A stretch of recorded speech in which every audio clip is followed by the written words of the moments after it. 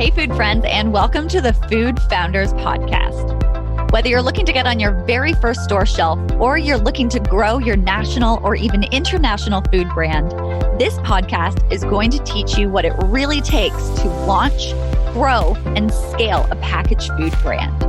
Hear the food founder journeys of brands growing in their industry so you can fast track your food business success. I'm your host, Ainsley, and this is the Food Founders Podcast.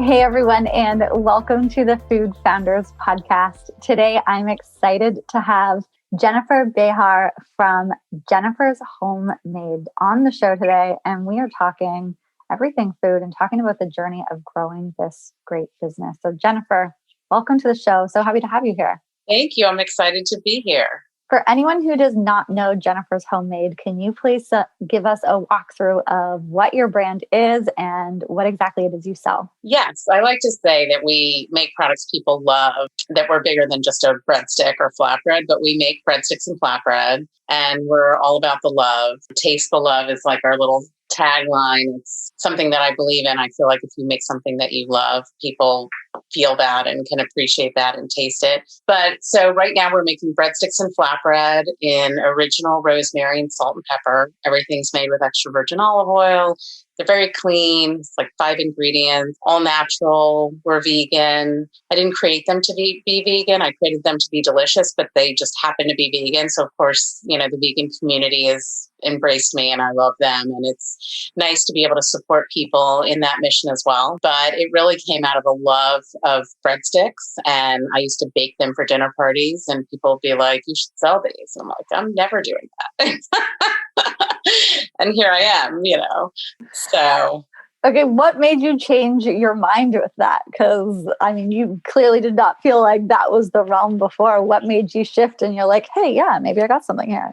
Yeah, so I have an advertising and marketing background and used to make them for dinner parties and love to bake, and found myself divorced and baking with my young daughter all the time and trying to figure out what I was going to do with my life. And I literally had an epiphany one day. I was driving and I was like, I could do this. I could sell my breadsticks and I can use my marketing background. And I literally drove myself to the grocery store, went home and started baking, and went to a local gourmet market and said, would you buy these? And when I started, I had them in glass jars. I thought everything was going to be very gifty. I still put everything in jars now. And they were like, well, do you have a bag? And I'm like, absolutely, which I didn't. Went to the art store, got some bags, and that was my first sale. You must have been on such a high after that. You know what I mean? You must have been okay, I've got something that people are really going to buy now. What did that look like after that? Were you side hustling for a while, or were you I'm going all in, I'm leaving my marketing and advertising job and I'm going all in on this? I was all in. I didn't have a job at the time, and I was newly divorced and was really kind of a little lost. So I literally just threw everything I had into it. I would tuck my daughter in at night, bake, and I would watch shows on Bravo until when it went. I would watch The West Wing until it went off, and when it went off, I was like, oh, it's time to clean up and go to bed. Then I would take her to school and go to stores during the day and sell during the day. It was kind of a manic period. I kind of blacked it out, but it was exciting. And exciting. And you've lasted, throughout it. It wasn't just okay, I did it and let's go. You really built the business from that period and have been able to grow it to, how many stores are you in now? That's a good question. Probably over 2,000, right? 3,000 probably. It's I don't even know at the moment. Which is a good thing. When you don't know the exact number, you've reached the next level of it. You're okay, we're in a decent amount of stores, right? Yeah.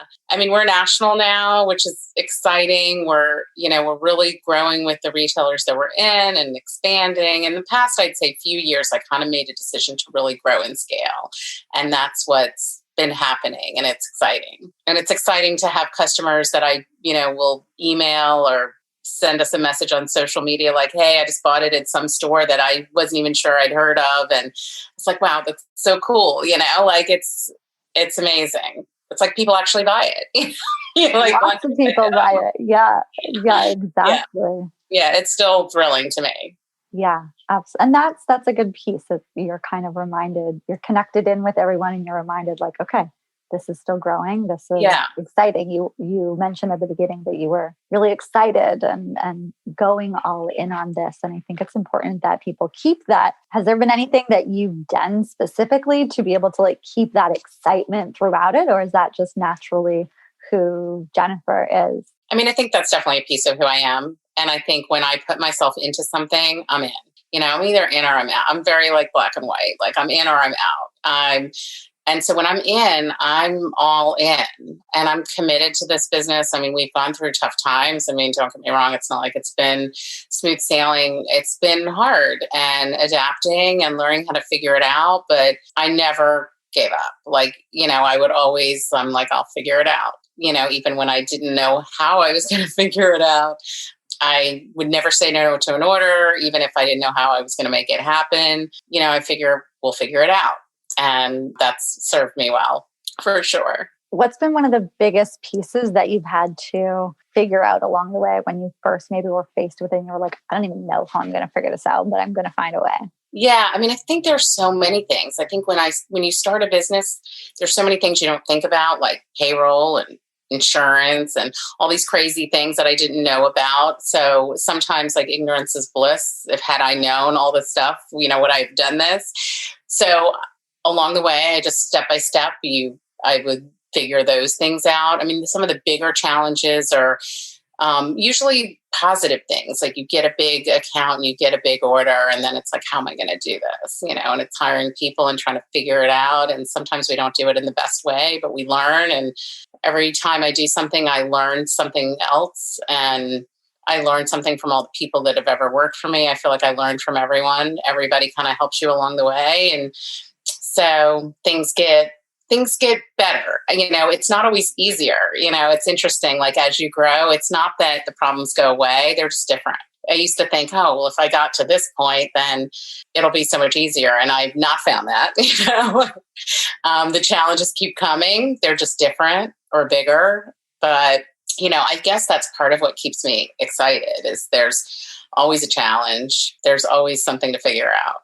Yeah, it's like new level, new devil. There's always something next to figure out, right?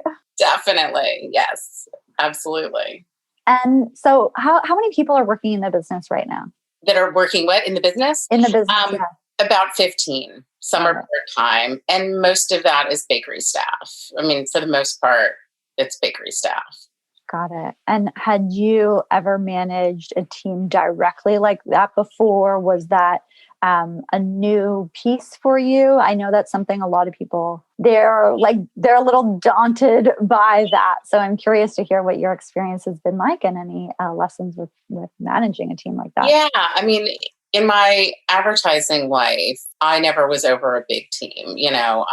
It was pretty small. So, but I think it's grown. Like the business, when I started, I was hiring people in a bakery after hours. So I was like, that was like the first step of working with people. And then I started to hire my own staff. So it's been incremental, didn't just all of a sudden I had all of these people, but that's a huge that's one of the huge things that you don't think about is just people and people have issues in their own lives and dealing with that drama and trying to, get the job done. That's like a whole another, you're a psychologist, you're a parent. I feel like sometimes like with COVID, I'm always like telling everybody, put your mask on, lift your, so you kind of are everybody's mother in some ways, but that's a big challenge. It's great. And I love my people, but it's also challenging. Yeah. It's definitely like a whole other side of the business for sure. Yeah, definitely. So you're in about, let's call it 2,000-ish stores. We've got a team of 15 and the business is growing. What's kind of the next piece that you guys are looking at tackling in the business? What's the next level, if you will, for you? Yeah. I mean, the next level is really trying to think about scaling and continuing the growth, and also making sure that the customers that I have currently are happy and what's happening at the store level and starting to connect with customers on a one-on-one, like trying to navigate that entire world, thinking about possibly new products and when is the right time and, that kind of thing. So trying to balance the two. Got it. So definitely some growth in a few different Yeah, I ways. think growth is kind of, I think, you're not really ever going to stay the same. So you have to keep moving and figuring out how does that look? We also sell to restaurants and hotels, which clearly were hit so hard. But I think slowly it's starting to come back. And I know that, certainly I think somebody was saying to me recently that once things get better in the world, that whole market might explode because people are so like hungry, for lack of a better word, for social connection and getting out, that I think that whole going out to eat and parties and all of that will be big. And maybe like it might not be for another year and a half, but at some point. Yeah, I agree with that. I think it might, like, who knows how long it'll take us to get there. But when we get there, I think people they're really going to be craving that connection for sure. And I think people are missing that. We are just social creatures, and food at its core brings people together, which is so magical. Absolutely. Yeah, for sure. If you could go back in time and do anything differently in terms of how you launched or how you've grown, is there anything that you would change? I probably would say no. I mean, I think part of what's made this what it is and me who I am is all the experiences that I've had. I mean, they haven't been easy, but I'm not one to like figure it all out and have a plan and then do it. I'm one to just like, let's go and we'll figure it out, So, I didn't have a business plan. I didn't know exactly what I was doing with my packaging. I went to the store with the product. So I've done everything kind of untraditionally,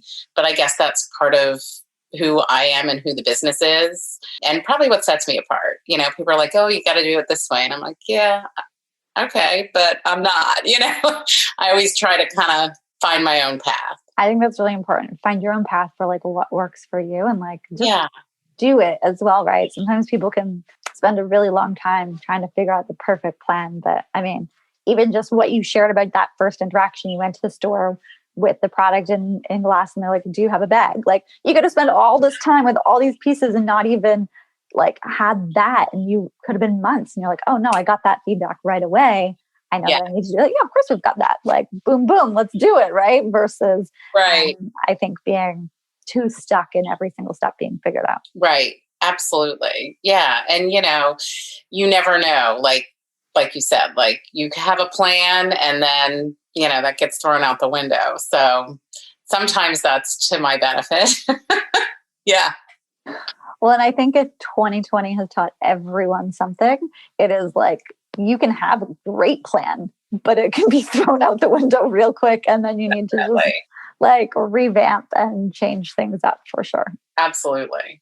You've touched on it a little bit, but kind of not directly. I would love to know what you see as some of the key just traits of being able to do well in the food and beverage industry and as the entrepreneurship as a whole. Like what has served you well in terms of how you operate? I mean, I definitely think just in being an entrepreneur, it's, you have to be a little scrappy, have to be able to kind of be adaptable to change and things that, you don't expect. It is not for the faint of heart. It's hard, it's not easy.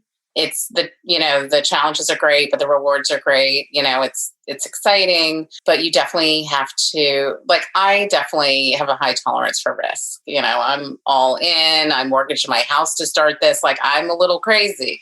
So I think you have to have a little bit of that kind of risk taker mentality. There's no 401k and there's no benefit plan when you start, But I think if you have something, an idea or a product or whatever it is that you really believe in and an interest in doing it, that's really the most important thing. Everything else, I feel like, you can learn or somebody can teach you, but that you have to be able to live with a lot of discomfort, I think.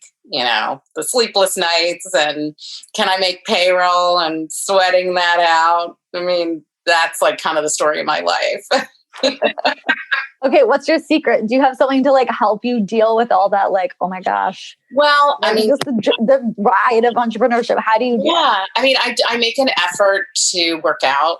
I try to even just carve a half an hour out for myself in the morning. I'm like, for me in the morning, like I just crave that time. So I'm grateful when I can do that. I try to meditate. Just having quiet, grounded time, I think is really important. Being alone, being with yourself. I journal some. I think those kind of things help to just kind of be with yourself and know that, you'll be fine. Everything will be okay. It always ends up being okay at the end of the day. That's sure, right. Exactly. No matter how rocky it may be sometimes. Right. Exactly. Yeah. Right. I'm always like, we make food. We're not making heart valves. Like if something, when things burn, like today, they burned a batch, something happened. I'm like, all right, it happens. Like that's not critical. Everybody's healthy. We're good. Moving on. There's like the priorities of what's truly important.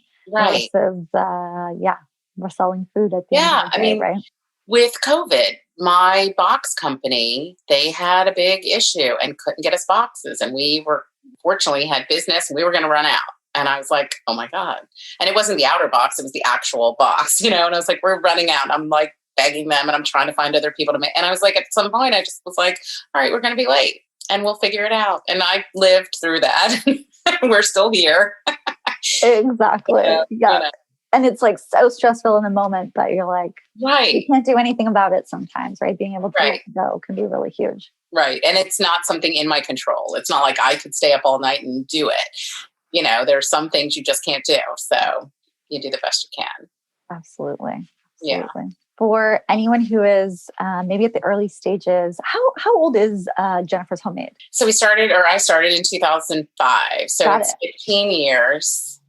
16, gonna be. So yeah, in the summer, it'll be 16 years, but it's had like many lives, I guess, Right. Yeah. As it should, like 16 years, it's going to evolve and adapt. And as you first launch, you've learned so much along the way to take it to where it is right now. Right. So for anyone who's maybe at the early stages, maybe they're thinking of launching and they haven't launched, or they're in year 3 or something right now, still early. What advice would you have for them?